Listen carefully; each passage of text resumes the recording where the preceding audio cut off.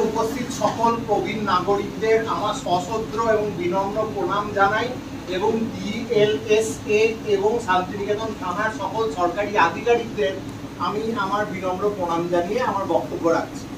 তো প্রথমেই বলবো যে ওল্ডার এজ এমন একটা টেন্ডার এজ, একটা শিশুকে যেমন তার বাবা প্রথম জীবন থেকে এবং মা প্রথম জীবন থেকে তিলে তিলে বড় করছে, একটা গাছের মতো। ঠিক একদিনে একটা বাচ্চা মানুষ হয় না, সেই ধৈর্য, সেই অসীম পরিশ্রম একটা তার পেছনে মানে করার পর একটা মহিরুহ তৈরি হয়।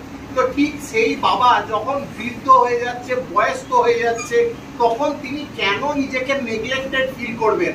তার রিলেটিভরা সরে যাচ্ছে, তার লিগাল হায়ার যারা তারা তাকে সাপোর্ট করছে না, তার সন্তান শেষ ভরসা, সেই জায়গাটা থেকেও তারা বঞ্চিত হচ্ছেন। কেন বঞ্চিত হবে?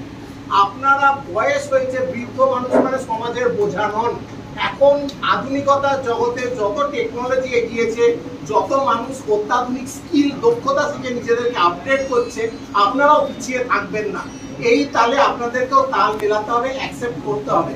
এবং আমি প্রথমেই মেনশন করতে চাই যে আপনাদের মূল যে জিনিসটা এখন দরকার সেটা হচ্ছে প্রপার কেয়ার এবং প্রোটেকশন। আপনারা কোনোভাবেই নিজেদেরকে নেগলেক্টেড ফিল করবেন না, নিজেদেরকে ডিসরেসপেক্টেড ফিল করবেন না এবং নিজেদেরকে সমাজ থেকে আইসোলেটেড ফিল করবেন না।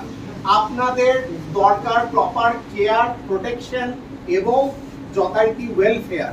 তো সিনিয়র সিটিজেন যারা আছে, তো তাদের প্রতি আমার সশ্রদ্ধ এবং প্রণাম বজায় রেখে আমি বলবো যে আমি আইনের শিক্ষক, ইন্দ্রনীল অধিকারী, শিক্ষক স্কিলস ইউনিভার্সিটি আইনে assistant professor.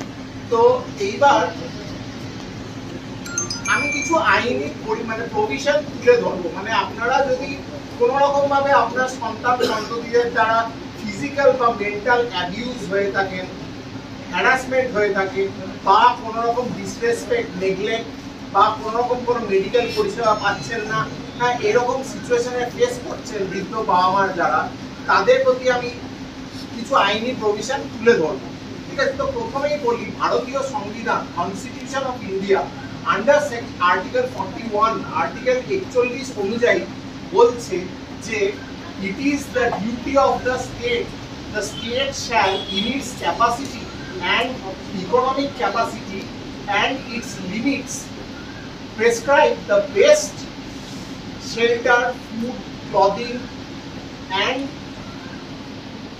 medicinal expenses of whom the disabled class, the old age, the sick and the poor classes. So those who are unable to maintain themselves at their tender age and most delicate age, that is the old age, then they can claim under article 41. It is their right to education, to work and to proper assistance. So this is what article 41 says. ভারতীয় সংবিধানের article 21 অনুযায়ী right two লাইফের যে কনসেপ্টটা আছে সেইটাও সবার ক্ষেত্রে applicable, even old age people or elderly peoples. ঠিক আছে, তো এরপর চলে আসি ভারতীয় নাগরিক সুরক্ষা সংহিতা, এতদিন ছিল সিআরপিসি, যেটা 1 জুলাই থেকে কনভার্টেড হলো হচ্ছে বিএনএসএস। তো এটা হচ্ছে ক্রিমিনাল লয়ের মধ্যে পড়ে গেল।